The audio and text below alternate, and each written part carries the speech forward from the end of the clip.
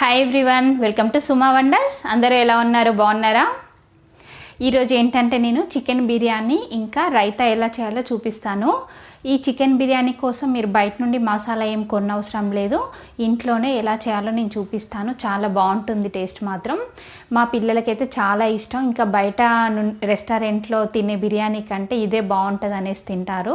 So మీరు కూడా ఒకసారి ట్రై చేయండి, చాలా అంటే చాలా బాగుంటుంది. ఇది ఎలా చేయాలో నేను చూపించే ముందు ఈ వీడియో కనుక మీకు నచ్చినట్టయితే లైక్ చేయండి, షేర్ చేయండి.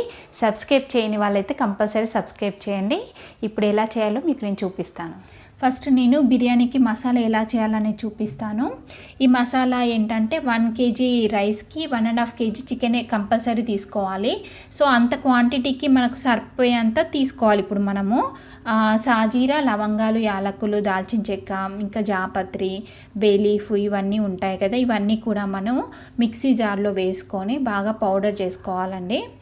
ఈ పౌడర్ చేసిన దాన్ని మనం నెక్స్ట్ చికెన్ మ్యాగ్నేట్ చేసేటప్పుడు అందులో యాడ్ చేసుకోవాల్సి వస్తుంది. చూస్తున్నారు కదా, ఇప్పుడు ఇలా మొత్తం పౌడర్ లాగా అయిపోయిందండి. గ్రైండ్ చేశాక దీన్ని చికెన్ మ్యాగ్నేట్ చేసేటప్పుడు అందులో వేయాలి. ఇక్కడ 3 ఆనియన్స్ నేను సన్నగా కట్ చేశానండి. ఇవి ఏంటంటే మనం ఆయిల్లో ఫ్రై చేసుకోవాలి. ఇప్పుడు ఇక్కడ ఆయిల్ బాగా వేడెక్కిందండి. ఇందులో నేను ఆనియన్స్ వేస్తున్నాను. వేసి బాగా ఫ్రై చేసుకోవాలి, అంటే గోల్డెన్ కలర్ వచ్చే వరకు ఫ్రై చేయాలి. ఈ ఆనియన్స్ని ఎక్కడ యూజ్ చేస్తామంటే చికెన్ మ్యాగ్నేట్ చేసేటప్పుడు ఇంకా బిర్యానీ చేసేటప్పుడు లేయర్స్ వేస్తాం కదా, అందులో యూజ్ చేస్తాము వీటిని. ఒక 5 minutes తర్వాత మనకి ఇలా మొత్తం కలర్ చేంజ్ అవుతాయండి. ఇలా మొత్తం గోల్డెన్ కలర్ వచ్చాక మనము ఈ ఆనియన్స్ అన్నిటిని తీసి పక్కన పెట్టుకోవాలి.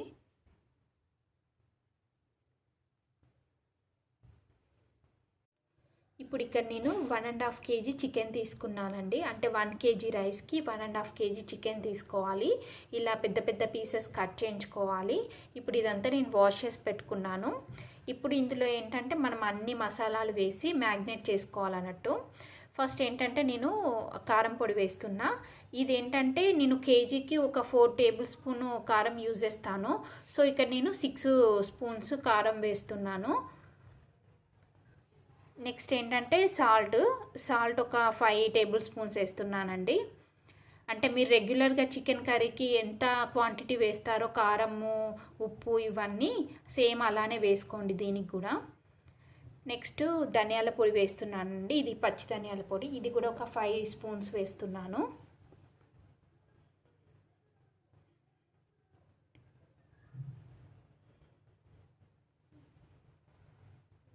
ఇక్కడ అల్లం వెల్లుల్లి పేస్ట్ వేస్తున్నానండి, ఇంత క్వాంటిటీ.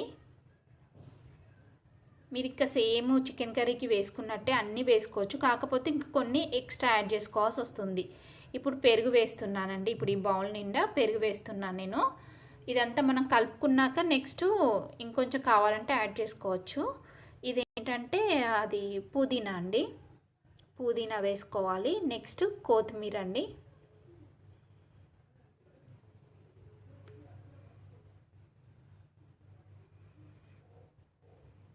ఇప్పుడు మనము గ్రైండ్ చేసి పెట్టుకున్న మసాలా ఉంది కదా, అదంతా కూడా వేస్తున్నా.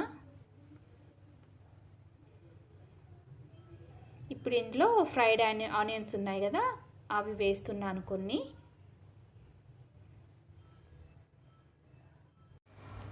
ఇప్పుడు ఇక్కడ కొంచెం లెమన్ జ్యూస్ వేస్తున్నా నేను, అంటే ఒక నిమ్మకాయ పిండుకోవాలండి.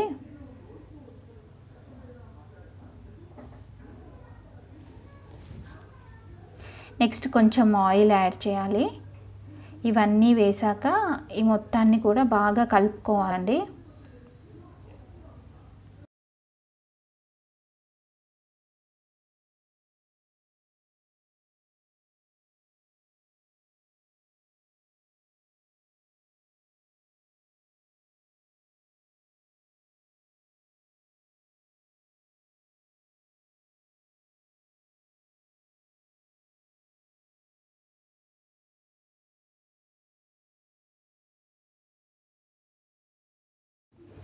ఇక్కడ కొంచెం పెరుగు తక్కువైందండి, కొంచెం యాడ్ చేయాలి. ఇప్పుడు ఇంకొంచెం పెరుగు యాడ్ చేస్తున్నాను, ఎందుకంటే మనకు కలుపుతుంటే తెలిసిపోతుంది. గ్రేవీ బాగుండాలి. మనము మ్యాగ్నేట్ చేసేటప్పుడు, చికెన్ మ్యాగ్నేట్ చేసేటప్పుడు చికెన్ పీసెస్ అనేవి మొత్తము అందులో మునిగిపోయేలాగా ఉండాలండి. ఇప్పుడు ఒక 5-6 మిర్చి యాడ్ చేస్తున్నాను నేను. ఇవి యాడ్ చేశాక మూత పెట్టేసి ఫ్రిడ్జ్లో ఒక 1 అవర్ ఉంచాలండి. అంటే మినిమం 1 అవర్, ఇంకెక్కువ ఉంచుకున్నా పర్లేదు. అలా ఉంచితే ఏంటంటే చికెన్ పీస్ అనేవి బాగా మ్యాగ్నేట్ అవుతాయి. ఇప్పుడు ఇక్కడ నేను బాస్మతి రైస్ తీసుకున్నాను. ఇది ఒక 1 అవర్ నానబెట్టుకోవాలండి. ఇప్పుడు చికెన్ అనేది మనము మ్యాగ్నేట్ చేసి 1 అవర్ అవుతుంది. సో 1 అవర్ అయ్యాక ఫ్రిడ్జ్లోంచి బయటికి తీసేసాక ఇలా గిన్నె పెట్టేసి అందులో ఆయిల్ వేసి చికెన్ అనేది మనం అందులో వేయాలి. వేసి ఒక 5 మినిట్స్ కుక్ చేయాలండి. ఇలా చేస్తే ఏంటంటే చికెన్ అనేది కొంచెం కుక్ అవుతుంది, అంటే బాయిల్డ్ అయ్యి టేస్ట్ అనేది కూడా మంచిగా వస్తుంది. ఒక 5 మినిట్స్ ఉంచితే చాలు. ఇప్పుడు 5 మినిట్స్ తర్వాత చికెన్ ఇలా ఉంటుందండి. జస్ట్ 5 మినిట్సే కుక్ చేయాలి, ఎక్కువేం అవసరం లేదు. ఇప్పుడు ఇందులో అంటే ఉప్పైనా కారమైనా ఏమన్నా చూసుకోవాలి అనుకుంటే టేస్ట్ చూసుకొని కావాలంటే యాడ్ చేసుకోవచ్చు. కానీ అన్నీ నేను కరెక్ట్గా వేసాను, ఏం యాడ్ చేయని అవసరం లేదు. ఇప్పుడు ఇక్కడ నేను రైస్ బాయిల్ చేయడం కోసం ఒక పెద్ద గిన్నెలో వాటర్ తీసుకున్నాను. వాటర్ తీసుకొని అందులో ఒక స్పూన్ సాల్ట్ వేస్తున్నాను. నెక్స్ట్ ఇలా కొంచెం బే లీఫ్ను, సాజీరా, లవంగాలు, యాలకులు అంటే కొన్ని వేయాలి. ఇప్పుడు ఇది కొంచెం ఆయిల్ యాడ్ చేయాలి ఇందులో. నెక్స్ట్ ఏంటంటే ఈ వాటర్ అనేది బాగా వేడెక్కాక అప్పుడు మనం లాస్ట్కి రైస్ వేసుకోవాలి.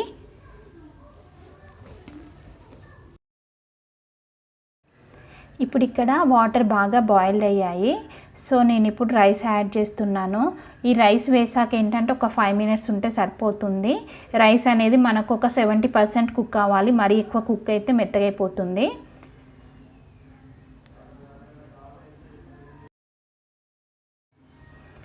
ఇప్పుడు 5 మినిట్స్ అయిందండి. ఇప్పుడు మనం ఒకసారి చెక్ చేద్దాము. రైస్ అనేది చూడండి ఇలా కుక్ అయిపోయింది. మనం ఇలా ముట్టుకుంటే విరిగిపోతుంది. సో రైస్ కుక్ అయింది కాబట్టి ఇప్పుడు స్టవ్ ఆఫ్ చేసేసి రైస్ మొత్తం నేను ఇలా తీస్తున్నానండి. వాటర్ అంతా పోయేలాగా ఇలా వంపుతూ తీసుకోవాలి. ఒక గిన్నెలోకి తీసుకోవాలి రైస్ అంతా.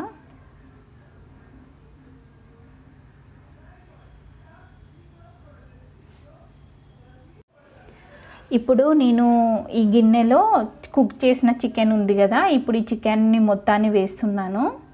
వేసేసి ఆ చికెన్ పీసెస్ అనేవి ఒకదాని మీద ఒకటి ఉండకుండా ఇలా మొత్తం సెట్ చేసుకోవాలి. ఇలా సెట్ చేస్తే ఏంటంటే చికెన్ పీసెస్ బాగా కుక్ అవుతాయి.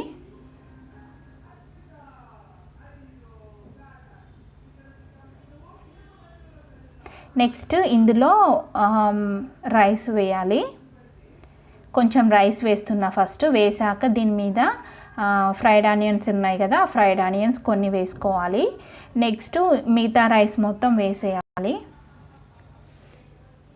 ఇలా మొత్తం వేసుకున్నాక దీని మీద కూడా మళ్ళీ ఫ్రైడ్ ఆనియన్స్ వేయాలి.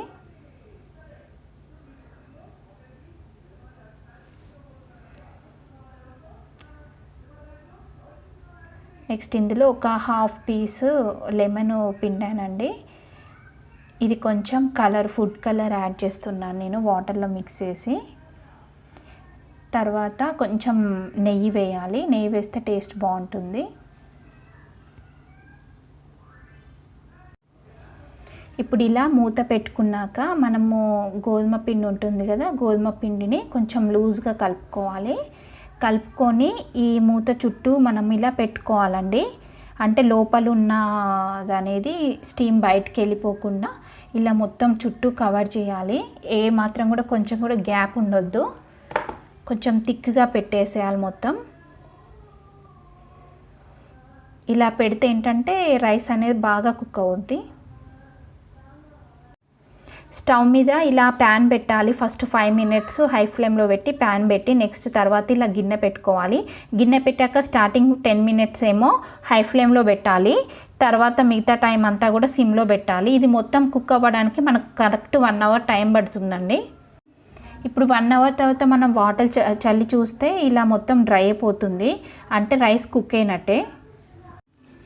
1 అవర్ అయిపోయింది. 1 అవర్ అయిపోయింది కాబట్టి నేను స్టవ్ ఆఫ్ చేసేసాను. స్టవ్ ఆఫ్ చేశాక 5 మినిట్స్కి ఈ గోధుమ పిండిని మొత్తం తీసేయాలి. తీసేసి అప్పుడు మూత తీసేసి మనం రైస్ అనేది చూసుకోవచ్చు. ఒకవేళ రైస్ ఇంకా కుక్ అవ్వలేదు, ఇంకా కింద చికెన్ బాయిల్ అవ్వలేదు అనుకుంటే ఇంకొంచెం ఎక్కువసేపు ఉంచుకోవచ్చు. ఇప్పుడు ఓపెన్ చేశాక చూడండి, రైస్ అనేది బాగా కుక్ అయిపోయింది. మనకు చూస్తేనే తెలిసిపోతుంది. మెత్తగా అలా ఏం అవ్వలేదు, పర్ఫెక్ట్గా అయింది. సో ఇప్పుడు నేను ఇదంతా ఒక బౌల్లోకి తీస్తున్నా. పీసెస్ కూడా బాగా ఉడికిపోయాయి. ఎప్పుడైనా బిర్యానీ సైడ్ నుండి తీయాలండి, అలా అయితేనే మనకు పీసెస్ ఉన్న రైస్ అనేది కరెక్ట్గా వస్తుంది. ఇప్పుడు ఇక్కడ నేను రైతా కోసం ప్రిపేర్ చేస్తున్నానండి. ఒక ఉల్లిగడ్డ తీసుకొని ఇలా చిన్న చిన్న పీసెస్గా కట్ చేసుకోవాలి.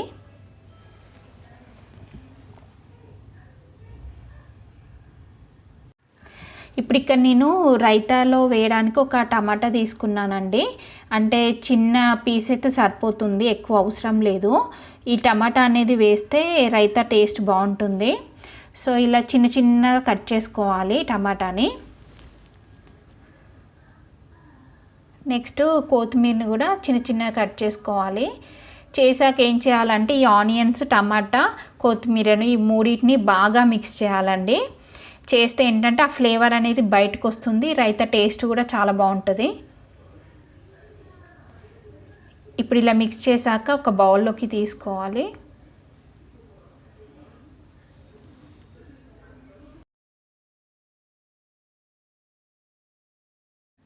ఇప్పుడు ఇక్కడ నేను రైతా కోసము పెరుగు అనేది ఇందులో వేస్తున్నాను. వేసి బాగా షేక్ చేయాలండి.